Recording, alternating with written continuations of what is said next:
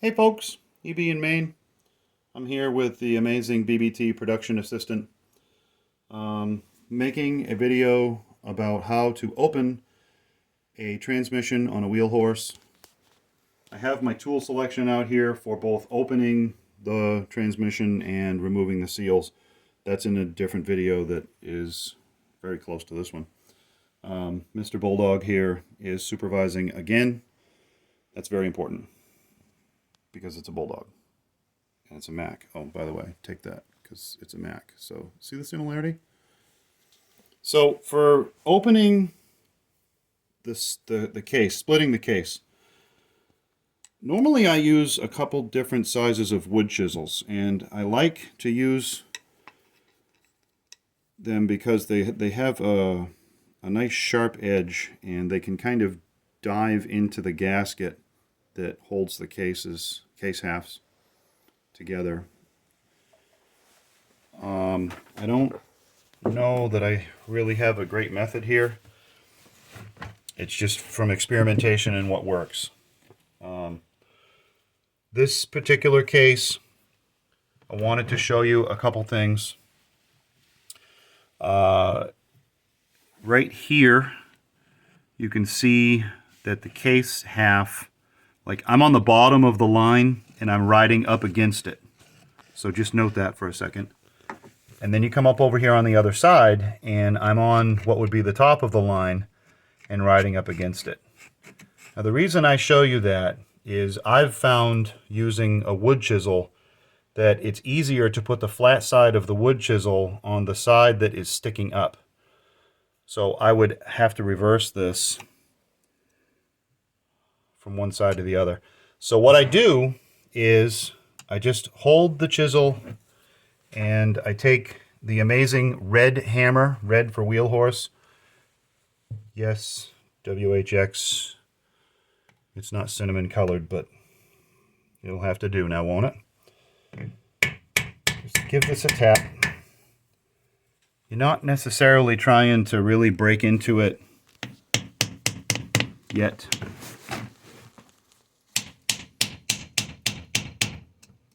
And this can take a few minutes. It's highly advisable to keep hitting the chisel, not your hand.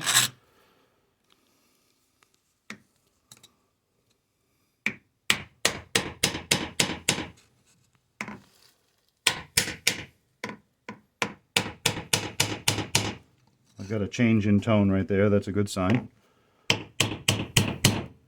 See, I'm splitting it right there.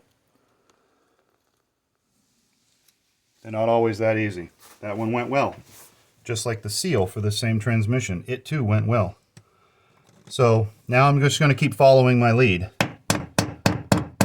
Do not separate these very much all at the same time. And the reason is because, like right here, you've got a shaft on the inside. There's a shaft here, the axle shaft, of course. These all go through all the way. And you don't want to get one side of the case up too high. Looks like I've got that separated already. For the record, I've had to go around these things 2, 3, 4 times, just kind of denting the gasket, if you will. So then you move over to the other side. Don't want to drive these in too far. Obviously there's stuff in there you don't want to damage. Just keep working your way around.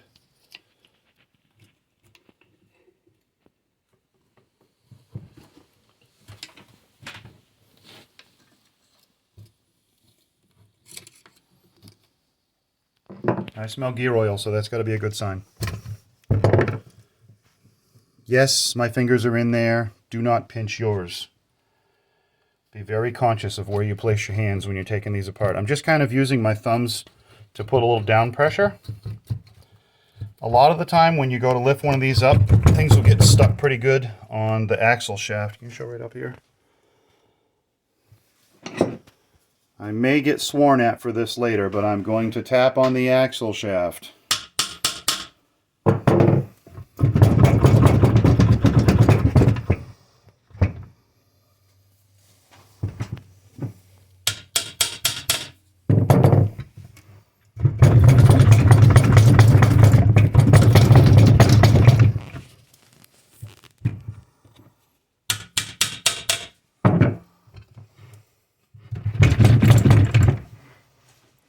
I'm going to lift the whole thing up and out now. All right. So, you can see the internals now. I have to finish doing the separation on this later, and the reason, I assume, is because there's paint on both axle shafts.